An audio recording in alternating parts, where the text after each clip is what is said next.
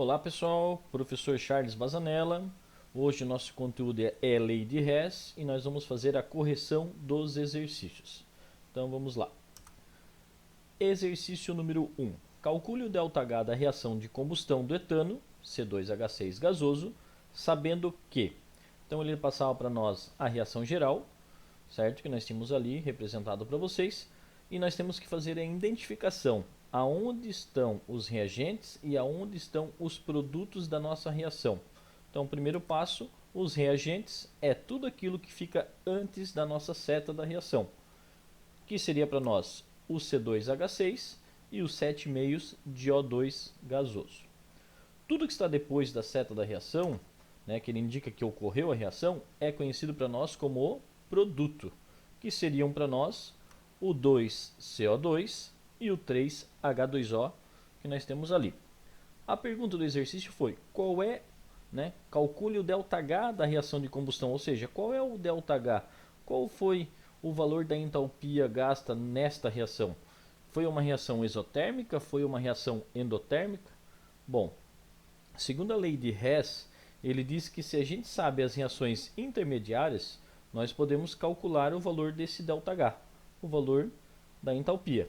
Então, foi dado para vocês, no exercício, as etapas intermediárias. A etapa 1, que seria o 2-carbono-grafite mais 3H2, que formou o C2H6, com um ΔH1 igual a menos 20,2 kcal por mol.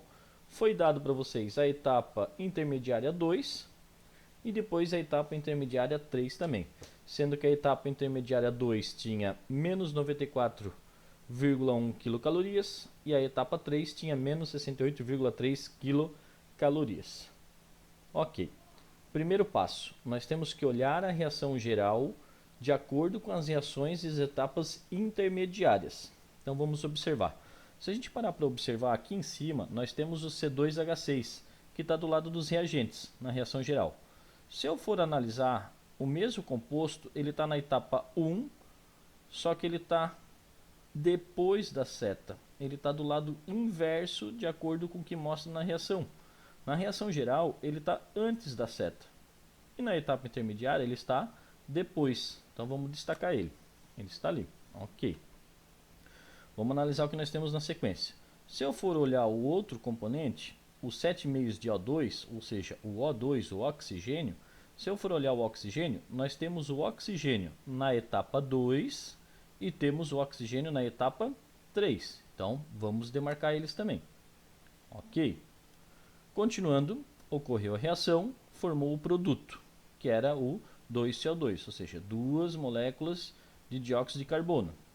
O CO2 ele está também na reação, na segunda etapa intermediária, ele está aqui na segunda etapa intermediária e continua do mesmo lado. Então vamos marcar ele. E o último componente, que são 3 moléculas de água, 3H2O, que também está lá na terceira etapa intermediária e também está do lado dos produtos, depois da seta. Então vamos demarcar. Bom, por que fizemos isso? O primeiro passo é identificar se os reagentes estão do lado correto dos produtos, se ambos estão compatíveis. Vocês analisaram e viram, encontraram todos e demarcamos todos eles? Agora nós vamos organizar essas etapas intermediárias. Então vamos lá, vamos para o próximo. Então só relembrando, nós tínhamos aqui a reação geral, os reagentes e os produtos, e aqui nós temos as etapas intermediárias, que foi o que eu demarquei com vocês no slide anterior. Então agora nós vamos pegar todas essas etapas intermediárias e nós vamos organizá-las. Então por isso daqui, organizando. Então vamos por etapa. Primeira etapa intermediária. Observamos que o C2H6, na reação geral, ele se encontra do lado do reagente. E na etapa intermediária, ele está do lado do produto. Ele está do outro lado da seta. Significa que ele não está do lado correto da reação. Então nós temos que organizar isso. Nós temos que pegar o C2H6 e passar ele para o lado do reagente, e todos os reagentes teoricamente vão passar para o lado do produto. O que nós vamos fazer então? Nós vamos inverter a reação. significa que a reação não ocorreu nessa direção, e sim ela ocorreu numa reação inversa. Então, invertendo a reação, como é que ela ficaria? Ficaria desta forma. Aí eu botei um inv, que seria invertida, nós invertemos a reação, e o C2H6 agora está do lado inicial, está do lado dos reagentes da reação. Só que aí eu demarquei em vermelho para vocês o ΔH. Por que o ΔH está em vermelho? Porque se a gente analisar na primeira reação aqui em cima, intermediária, o ΔH era negativo. E como a gente inverteu a reação ocorreu de forma inversa, significa que ela não estava mais negativa, e sim agora ela vai ficar positiva. Temos que sim inverter o ΔH. Então a entalpia da primeira reação, que era menos 20,2, ela virou mais 20,2. Ok, analisamos a primeira etapa. Vamos analisar a segunda etapa. A segunda etapa, nós já visualizamos que sim, temos o CO2. O CO2 ele se encontra do lado dos produtos, depois da seta. E na fórmula geral, ele também está depois da seta. Também está do lado dos produtos. Beleza, significa que está correto? Está correto. Está do lado exato da reação. Porém, se a gente olhar lá em cima nos produtos, nós temos quantas moléculas de CO2? Nós temos duas. São duas moléculas de CO2. E se a gente for olhar na reação intermediária número 2, nós temos apenas uma molécula. Significa que essa reação ela não ocorreu apenas uma vez, e sim ela teve que ocorrer duas vezes. Opa, então significa que essa reação ela vai ter que ser multiplicada toda por 2. Porque lá em cima, na fórmula geral, ele diz que são duas moléculas de CO2. E aqui na nossa reação intermediária eu tenho apenas uma. Então, multiplicando toda essa reação por 2, né, lembra que eu tenho que multiplicar o carbono por 2, o oxigênio por 2, o CO2 por 2 e também o ΔH, porque a reação vai ocorrer duas vezes. Vamos observar e vamos ver como é que ela vai ficar. Uma vez que então multipliquei a etapa intermediária por 2, nós temos agora 2 carbonos, 2 oxigênios e 2 moléculas de CO2.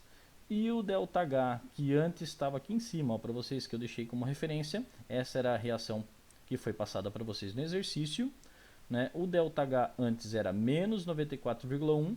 Como agora eu defini que a reação tem que ocorrer duas vezes para ela se igualar à reação geral, significa que o ΔH também vai ter que ser multiplicado por 2. Então, se antes era 94,1, agora ele é menos 188,2. Então, já analisamos a etapa intermediária 1, já sabemos que tivemos que inverter ela. Analisamos a etapa intermediária 2, observamos que nós tínhamos duas moléculas de CO2, tivemos então que multiplicar por 2. Vamos agora analisar a terceira. Na terceira, a gente já viu que nós temos a molécula da água. E, e essa molécula da água, se for observar, sim, também está do lado do produto. E lá na reação geral, temos molécula da água, também está do lado do produto, está do lado correto da reação. Porém, aqui na etapa geral, ele diz que tem 3 moléculas de água. E na etapa intermediária, ele diz que tem apenas uma. O que significa, então, que essa reação, de novo, vai ter que ser multiplicada. Vai ter que ser multiplicada por quanto? Por 3. Então, nós vamos ter que multiplicar a reação por 3. Sendo assim, nós vamos multiplicar o hidrogênio, o oxigênio, a água e também o ΔH. Vamos ver como é que ficou. Pegando essa reação e multiplicando ela por 3, nós temos então 3 moléculas de hidrogênio, 3 meios de O2 e 3 moléculas de água. Opa, pera lá. Como é que o professor achou esse 3 meios de O2? Se a gente for pegar aqui em cima, ó, na etapa 3, era 1 meio de O2 antes. Significa que se eu for multiplicar por 3, eu vou multiplicar apenas o número 1. 3 vezes 1, 3. Então eu vou ter 3 sobre 2, que é o que está representado aqui. 3 sobre 2. Continuando, seriam 3 vezes a molécula da água, então 3 moléculas da água. E o ΔH da terceira etapa, que era inicialmente 68,3, ele virou agora menos 204,9, porque a reação ela não ocorreu apenas uma vez, e sim ela teve que ocorrer 3 vezes, que é o de acordo com o que diz nosso produto aqui em cima na etapa geral. Observando e agora invertendo, multiplicando todas as reações, né, e organizando essas reações, nós temos a etapa geral de novo aqui embaixo representada. Nós podemos agora observar para ver se está todos eles do lado correto. Aqui ele está do lado dos reagentes. Bate a informação. Ok. O oxigênio ele está do lado dos reagentes. Também está. Ok. O dióxido de carbono ou CO2 está do lado dos produtos. Está ok. E a água também está do lado dos produtos. Está ok. As quantidades bate uma molécula de CO2H6, 2 moléculas de dióxido de carbono e 3 moléculas de água. Bom, agora como é que nós chegamos a esses 7,5 de oxigênio, 7,5 de O2? Da seguinte forma, se vocês pensarem de cabeça, 7,5 né, é a mesma coisa que 7 dividido por 2. Se eu for calcular, 7 dividido por 2 é igual a 3,5. Ok. Quantos oxigênios eu tenho aqui em cima? 2. Temos 2 oxigênios. E quantos eu tenho aqui embaixo? 3 meios. Se dividir novamente, 3 dividido por 2 é igual a 1,5. Opa, 2 daqui de cima com mais 1,5 daqui de baixo são igual a 3,5, que é a mesma coisa que se eu pegar aqui embaixo e dividir 7 por 2, que também vai dar 3,5. Então, os valores eles se encaixam, eles automaticamente vão se estabilizar, desde que, claro, esteja corretamente balanceada a reação, que nesse caso todas as reações já foram dadas balanceadas para vocês. Então, a única interpretação que a gente tinha que ter feito é que se ele estava do lado dos reagentes ou se ele estava do lado dos produtos. Se eu teria que inverter e eu teria que olhar as quantidades, se as quantidades eram exatas, sendo assim, se eu teria que multiplicar ou não. Bom, igualamos os lados, organizamos as etapas, vamos para o próximo slide e vamos analisar o que nós temos. Vamos limpar um pouco essa tela.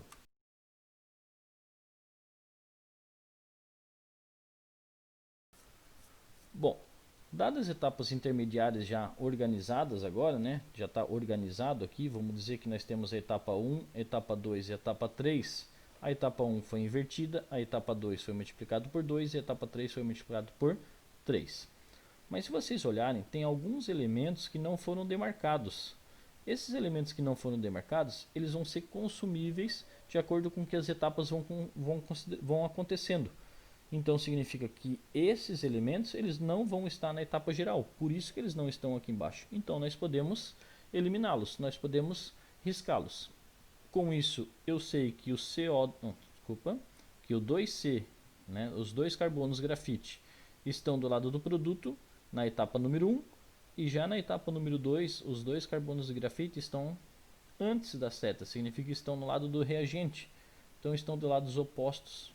Significa que eu posso vir aqui e cortá-los e elimino eles da reação, que eles já vão automaticamente ser consumidos durante as reações intermediárias que ocorrem.